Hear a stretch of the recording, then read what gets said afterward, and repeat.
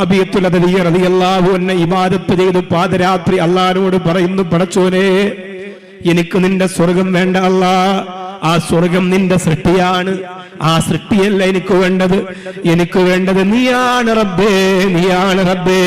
സ്വർഗമെല്ലാം ഏതെങ്കിലും മുഅ്മിനീങ്ങൾക്ക് നീ കൊടുത്തോ, മുഅ്മിനാത്തുകൾക്ക് നീ കൊടുത്തോ, എനിക്ക് വേണ്ടത് നിന്നെയാണ് റബ്ബേ. നിന്നെ കാണണം അല്ലാ, നിന്റെ പൊരുത്തം വേണമല്ല, നിന്റെ തൃപ്തി വേണമല്ല. ഇതിനേക്കാൾ വലിയ പ്രണയാർദ്രമായ മറ്റൊരു വാക്കുണ്ടോ?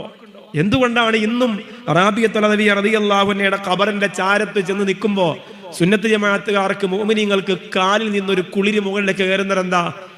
അങ്ങനത്തെ ഒരു അത്ഭുതമാണ് അവിടെ കിടക്കുന്നത്. അതുകൊണ്ടാണ് എനിക്ക് നിന്നെ മതി റബ്ബേ, എനിക്ക് നിന്നോടാണ് പ്രേമം, നിന്നോടാണ് പ്രണയം. ഭർത്താവ്, മക്കൾ, കുടുംബമൊക്കെ അതൊക്കെ ഏറ്റവും ലാസ്റ്റാണ്. എന്റെ ഏറ്റവും പ്രധാനപ്പെട്ട സ്നേഹം, എന്റെ ഇഷ്ടം നിന്നോടാണ്.